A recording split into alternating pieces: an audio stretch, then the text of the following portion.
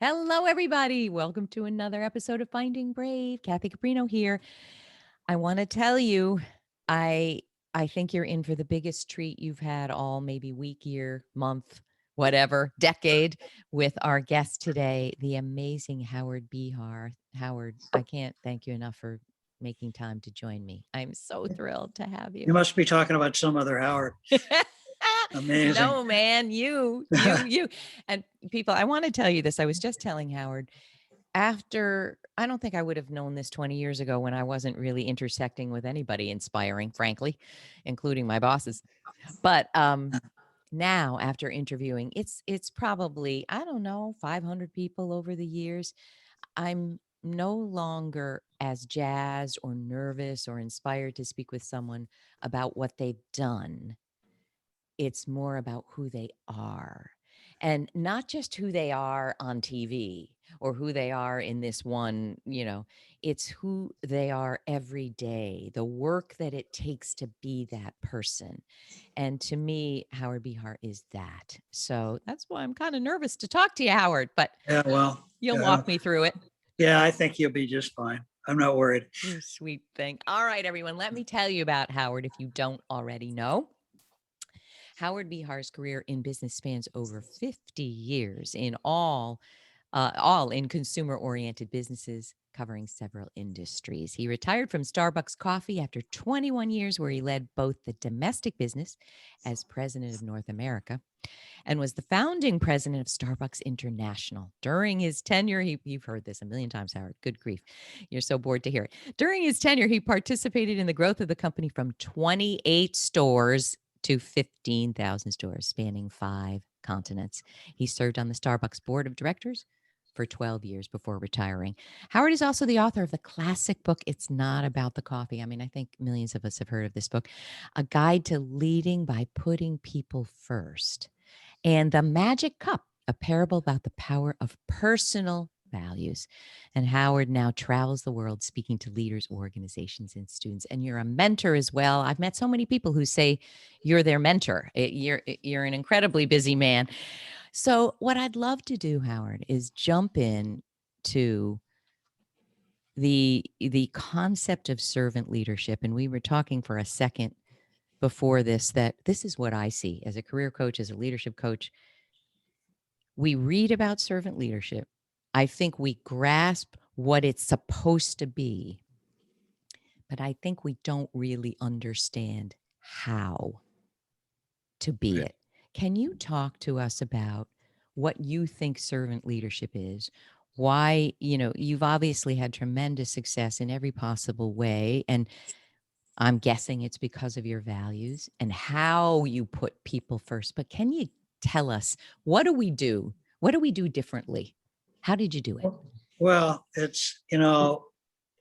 I never really understood it myself till I started to understand it when I was in my mid 20s. And somebody gave me this little pamphlet called The Servant as Leader, or The Leader as Servant by Robert Greenleaf. And that put me on the journey start to begin to understand. And look, at the end of the day, there's only one reason we're put on this earth. I don't care what your job title is, president, doctor, lawyer, fire chief, architect, nurse, doesn't make any difference what your job title is or what you do. There's only one reason we're here, and that's to serve other human beings. And that's what keeps us alive. That's what energizes. You always hear people say, well, I'm burned out, I'm bored. You never get burned out or bored if you're focusing on helping somebody else, right? That's the most energizing thing in the world, because it not only helps others, it makes you feel better about yourself, just the facts of life. And so servant leadership isn't a leadership model, it's a life model. It's how we're meant to live our lives. And, if we think about it in our marriages, in our personal relationships, if you're married to somebody, our job is to serve them, to help. My job is to help my wife get what she wants out of her life in the journey of our marriage. And that's what I'm here to do. It's the same way with my kids. Now, everybody thinks it's, well, this mushy skills. It's not that at all. These are the hard skills, because, life just, if you're married for 44 years, like I have been, there's some blowups along the way, and you have to figure out how to get through those. And really the only way you get through those is by putting yourself to the side and understanding what the other person's needs or wants are, or what the other person is saying. In other words, truly listening. Not easy to do, and I'm certainly not a perfectionist at it. I've made plenty of mistakes. I continue to make the same kind of mistakes, Oh but my at the God. end of the day, this is not a leadership model. It's a life model. All right. Let me dimensionalize. Let me dig Yeah, in here. But yeah, I love what you say. Excuse me. When I was a marriage and family therapist, and you know, there were times where a particular spouse didn't dig it. yeah, A couple would come in, and often I happened to practice in a very affluent area, Westport, yeah, Connecticut. Often it was the spouse who had this huge job, and over and over, it's typically a man, but of course it can go either yeah, way. I remember one guy, he would want his wife to drive him to the train and pick him up from the train, never fail. Well, if you're doing that, what is she can't do other yeah, things. yeah, right. I tried to explain, okay, let me explain how she might see this. But then I said, listen, I'm putting my pen down. Here it is. I want to ask you this. Do you, as the spouse, want your partner to be all he or she can be in the world in the way he or she wants it? There it is. If you can't, I don't think there's any hope for this marriage. And they would be like, No, huh? I thought this was just about driving me to. Anyway, would you agree with that idea? absolutely, 100%. My wife Lynn and I have been doing family retreats for almost 40 years. You We're and not your family would go on a retreat? well, we used to do it with our kids, but then it went to just doing it with our marriage. And we would have headings across the top. We'd take white paper, you know, that sticky stuff that you put along, and we'd agree on what the headings were: spirituality, our families, our children, our marriage, economics in the family, our life goals, our career goals, whatever it happened to be. And we'd go our separate rooms, separate places, and we read out 4 to 5 things under each of those headings that we wanted. Then we have to come back and present to each other with only clarifying questions. Oh, And, you know, and so that helped us understand where the other person was. And we didn't always agree, but most of the time we worked it out inside of those sessions. wow. And, you know, we had things that we wanted for our marriage. And she had things that she wanted for her career. Well, they had to work with inside of my career too. And so we figured out how to negotiate those things. But it was a joint process, and it really made a huge difference in our family life and our married life. But to me, the key here is one thing, that you had a deep, what's the word? Yeah. Committed desire that this would work out. Yes. It's a mindset, Yeah, isn't it? exactly. It's a So, mindset. so Even when the worst possible thing can happen, you have to come in with that attitude, right? And you may be under big pain because something happened inside the marriage, and you have to still come in with that feeling, because otherwise you don't have any chance of making the marriage work.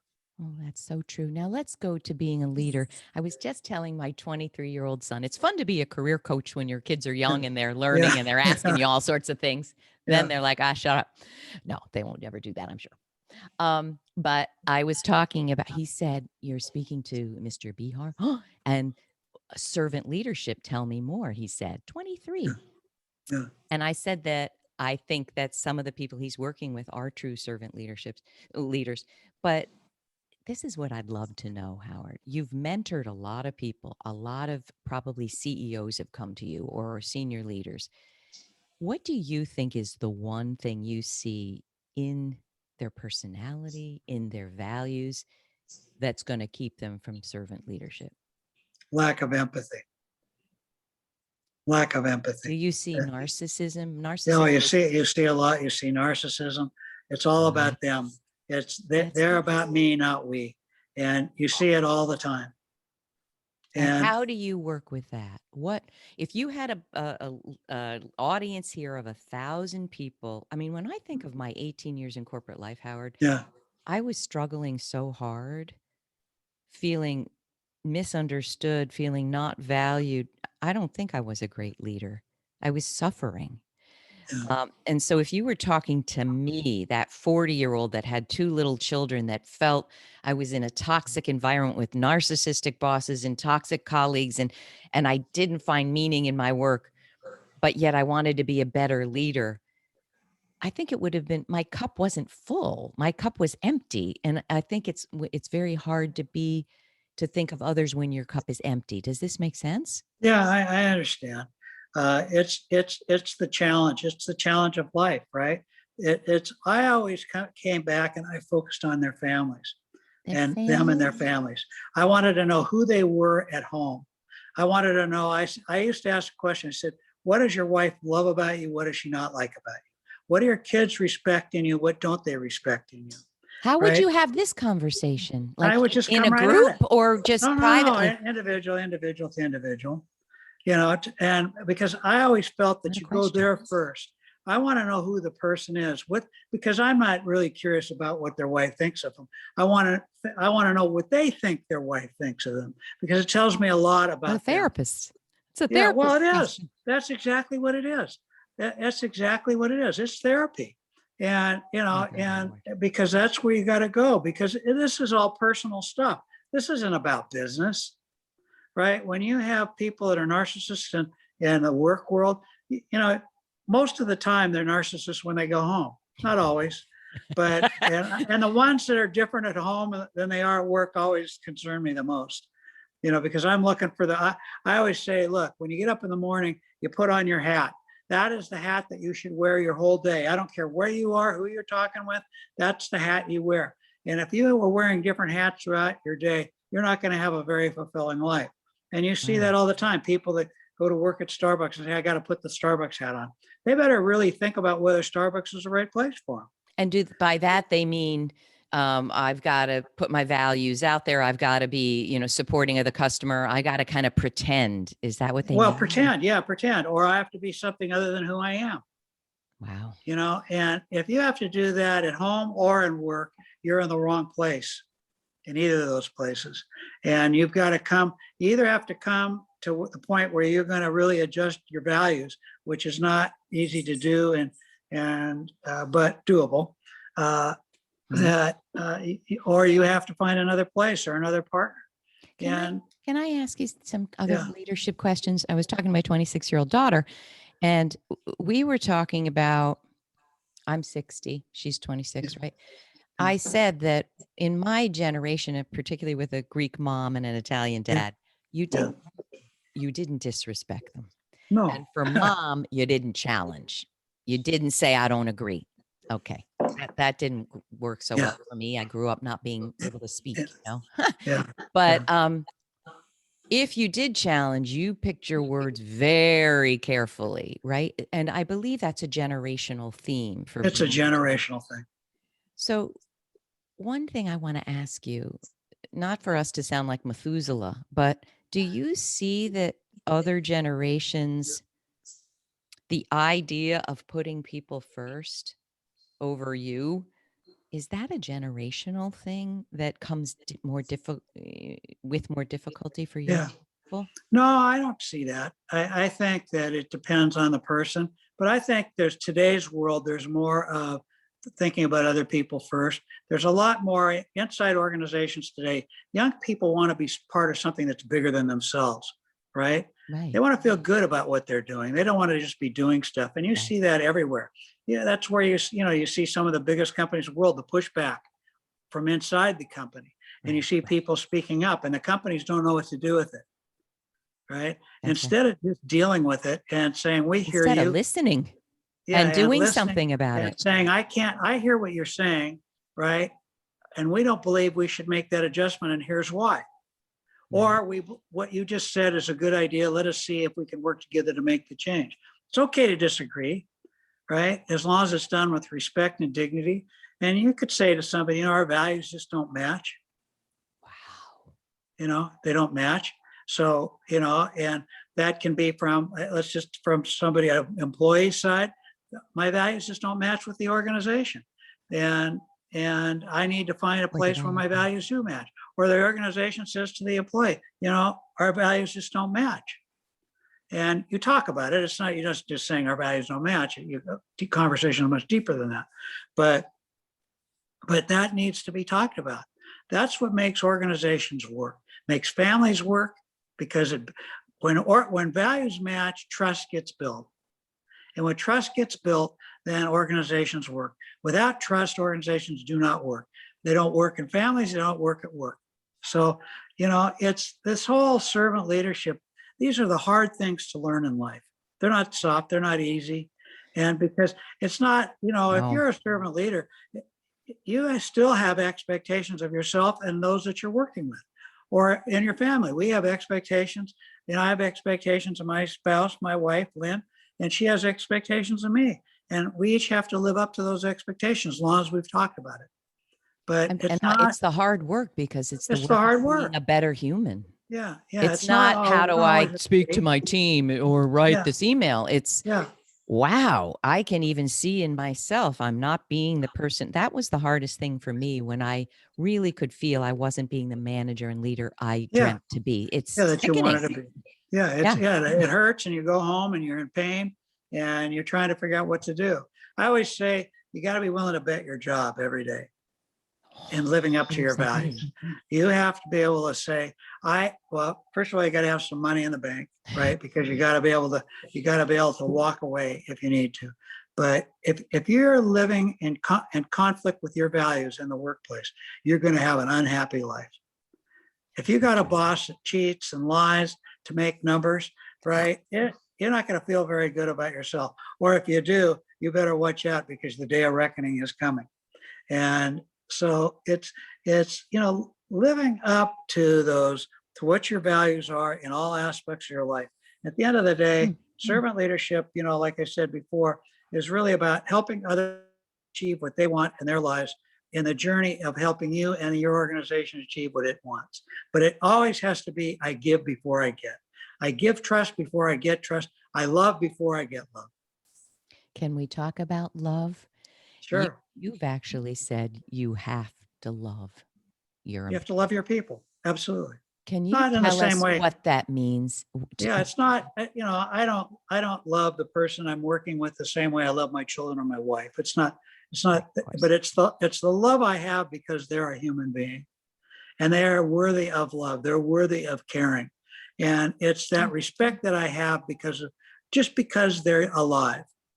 Oh. And they have to disearn that love and respect. They get it automatically. They do not have to earn that love. No, It's they not the get it numbers. automatically. It's not how well they. They have to discern. It's not how well they perform. It's who they are. Yeah, performance counts, and they have to perform. They have to live up to their commitments. But those are conversations we have along the way. So let me ask you this. How would I put it?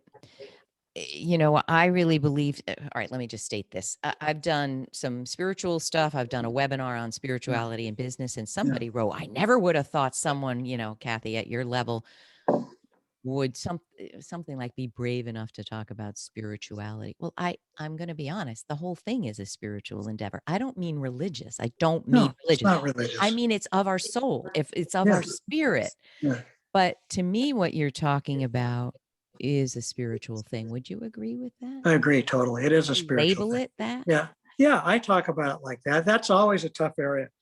Because the minute you say that word, somebody says you're talking about Jesus, you're talking about Muhammad, you're talking about whoever. Right. And that's not what we're talking about here. We're talking about the spirit that we're born with, the human spirit that we have. It's not about God. It's about us. Oh, Howard, that's beautiful.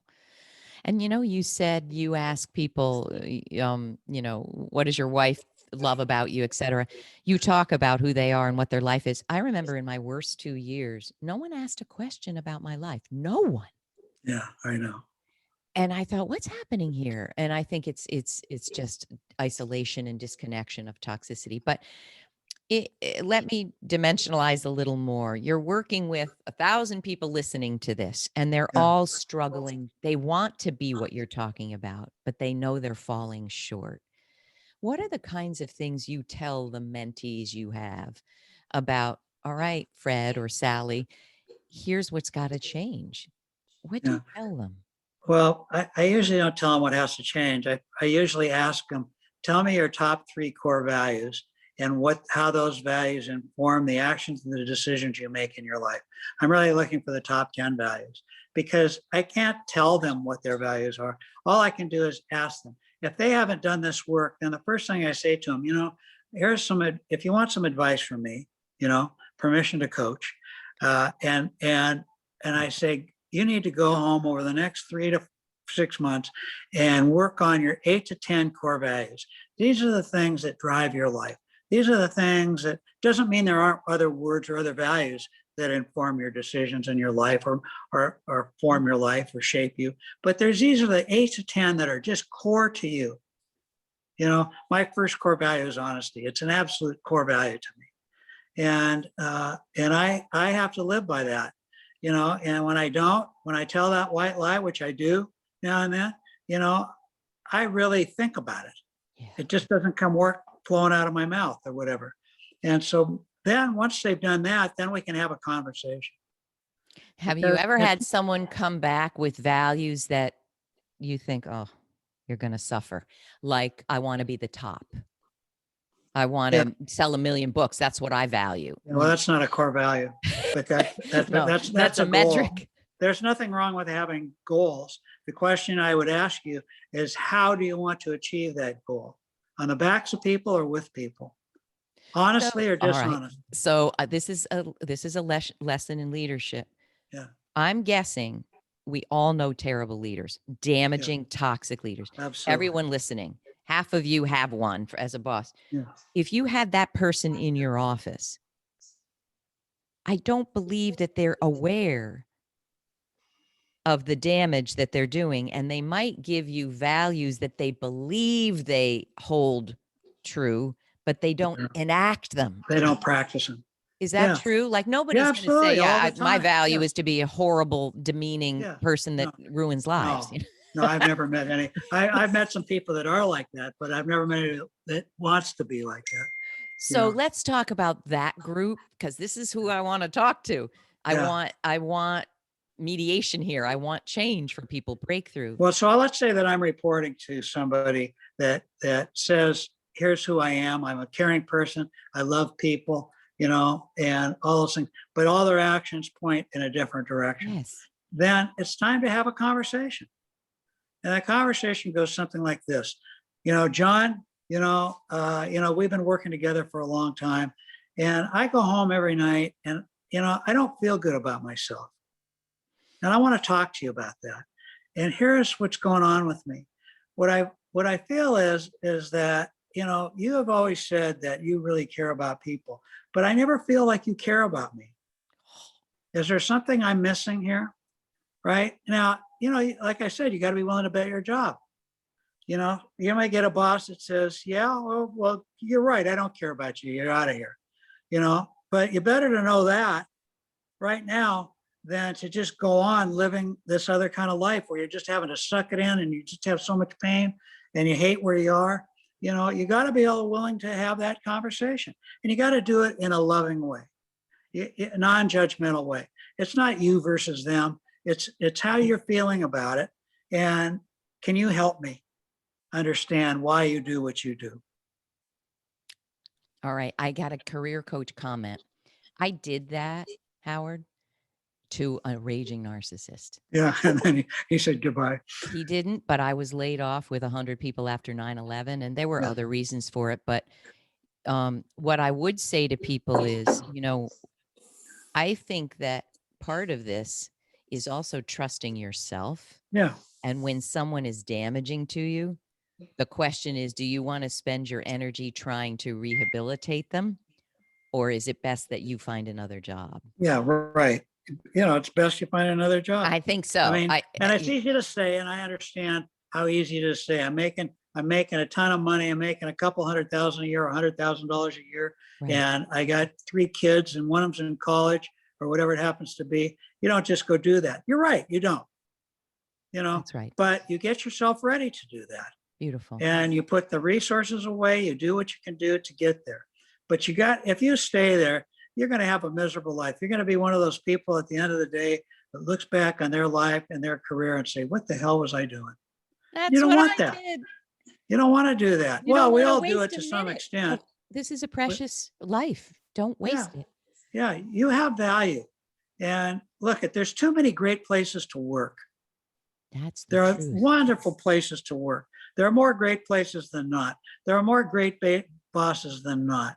And, I really encourage people to think about moving on. And I know it's easy to say. I mean, look, Starbucks was a great place to work for some people. It wasn't a great place for everybody, because we'd have people that would slip into the organization in leadership roles that were abusive to people, didn't respect people. And it took us a while to figure it out and either tried to help them change or move them on. But what we did was we gave our people permission to say when it wasn't working right. We didn't say, well, you have to move on. We did our work and said, yeah, well, you got a boss that's not caring about people. And we went in and tried to help that boss be better than they were. And sometimes we succeeded, sometimes we didn't. But you got to work in organizations that really do put people first. And unfortunately, there's a lot of them that are not. I can go down the list. We look it's the ones that lie, cheat, and steal. Volkswagen went through that. Wells Fargo went through that. Uber went through that. A bunch of them. Tyco, you And name it. sometimes it's the breakdown moment that brings about breakthrough. Yeah, Sometimes yeah. it's needed to be done, slam it down and then it builds back up. So a few more things, Howard, if I could. And, building from 28 stores to 15,000. Yeah. I'm sure you hear from a million startup founders who say, Howard, how did you, what was a key to that kind of expansion? I know servant leadership is. Oh, do you have any other tips for people who have tiny businesses or mid-sized businesses and they want to expand? What other, amazing things were you capable of doing because of who you are? I mean, Well, it wasn't me, to tell you the truth. The guy that had the big appetite was Howard Schultz. Howard. Right. And my appetite was never as big. Orrin Smith, who was the other leg to this stool, they called this H2O, and two Howards and an Orrin. Oh, but Howard was the driving force until Orrin and I caught on to it. Because my appetite to be rich I never cared about that. It just, money was never, I like to make money and spend it, but when I had it, I spent it. When I didn't have it, I didn't, and so, but Howard had this appetite to build a big dream. And he was really the driving force behind it. And that's what it takes. I always say that, the one thing that all entrepreneurs have is persistence. Yes. Part of your 6 Ps, right? It's You want to part of the talk about six- your 6 Ps? Yeah, part of my 6 Ps. We can do that too. But I just, so the way you get it done is with people. Yeah. That's the only way. You got to have a big dream. Other people have to sign on to your dream and your greater purpose. You have to treat them with respect and dignity. You have to give them the tools. You have to allow them to make mistakes. I always say the person who sweeps the floor should choose the broom. You make them part of the organization. You give them responsibility, and they do it. And that's basically what happened at Starbucks. We set the tone. We set the values. The people aligned with it, that believed in it. They understood the greater purpose. To nurture our greater purpose was to be one of the most well-known and respected organizations in the world, known for nurturing and inspiring the human spirit. We didn't say how many stores we wanted. At one time we did, or how much profit we wanted to make. It was always, how do we want to serve human beings? And that drove us. And so that made the difference in the company. So my 6 Ps are this. So, okay, the first P is purpose. Everything you do in life has to have a purpose greater than yourself. For some reason, internally, that was important to me from a very early age. I can imagine. I never defined it. I never understood it, but it had to have meaning to me. It wasn't just opening a store, selling a cup of coffee. It was serving another human being, those human beings we call customers. By the way, you are what I call an advocator out of the 6 dominant action styles. You're going to get something done like a striver, but you need to advocate for something bigger than yourself. It's got to be bigger because, I needed to attach to it, right? Because it had otherwise to have meaning for you. It has to have meaning for me. Yeah. Okay. Then the second P is passion. If it's bigger than you, then you damn well better be passionate about it. Scream it from the highest mountaintops. here's where we're going, and here's why we're going. I was the founder of Starbucks International, taking Starbucks outside of North America. Oh my gosh. And my pitch to everybody that joined my little team, I went from responsibility for the North American business, with about 10,000 people indirectly reporting to me, to 0 people. And I was recruiting people with inside of Starbucks. And I said, what we want to do is use Starbucks coffee to build bridges between people around the world. We weren't trying to open stores. The people that signed on understood we're going to use Starbucks coffee to build a bridge. Means, how we treated each other around the world. So purpose greater than ourselves, be passionate about it. So the third P is persistence. Everything in life takes persistence. There are rocks in every river we travel down. Sometimes we know where the rock is because we can just see it sticking out and we can maybe avoid it. Sometimes we see it and we hit it anyway. Sometimes the rock is us. Yeah, the rock is us. That's the one. And a lot of times the rock is underneath the water. We don't see it at all. And we go smack into it. And it shocks us. And we're like, what the hell happened here? And we got to learn to get around, over, around, through, right? Or blow up the rock. Beautiful. So persistence pays in life. Then the fourth P is patience. You'd say that patience is the opposite of persistence. It's not. You have to have patience. Not everybody comes along at the same rate that you'll come along. Nobody could keep up with Howard Schultz at the time he had this dream. Nobody. Wow. He saw something that nobody else saw, including myself. And so he had to have patience with me. And then I had to have patience with with people. And the most important person you have to have patience with is yourself. Because things don't just come at the rate you want them to come. You don't always get it done in the time frame you want it to get. You can set a goal, you can set a time frame for the goal. Sometimes it just doesn't get done in that time frame. So you have to have patience. Then the fourth P is performance, or fifth P is performance. Performance matters. Look, when you make a commitment to another human being, you make a commitment to the people you're working with in an organization, you can make a commitment to your family. You make a commitment to be at your son's baseball game or your daughter's soccer game or whatever. You better be there, or you better have a damn good reason. You better tell them why you're not going to be there early and own it. And it's the same way with your spouse. If you've made a commitment to be in a monogamous relationship, then that's your commitment. Right. That if you don't want to do that, don't be married, But so performance matters, and performance matters in the workplace. You got to do the job. And that's where people get confused with servant leadership. They don't understand the foundation of servant leadership is performance. So then the sixth P is people. Everything you do in life is about serving another human being. And as long as you stay focused on that, you'll never burn out. You may get tired. We all get tired, right? And you'll never bore out because you'll always understand that what you're here to do is help other people, and that is always energizing. So that's my 6 P's. They're beautiful and they're so rich. I have one final question, then I'm going to let you go, Howard, although I'd love to, move in with you. What do you think is the biggest block to living these 6 P's?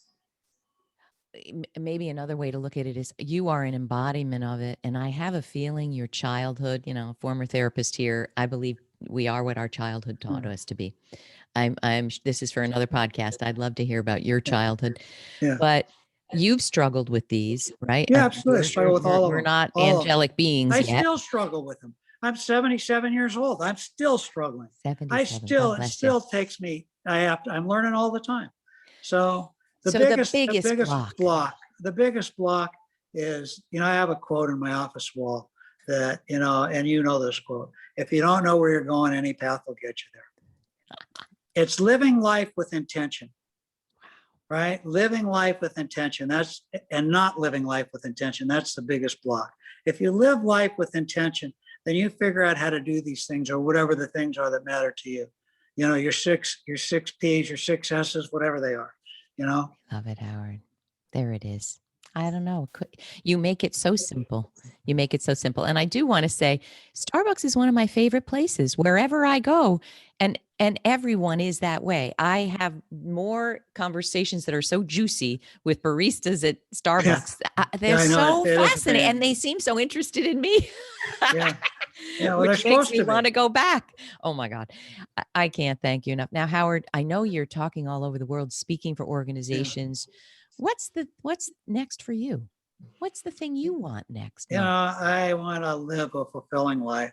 I want to live a productive life. And so I plagiarized, Starbucks BHAG and so my mission statement in life is every day I want to nurture and inspire the human spirit, beginning with myself first and then for others.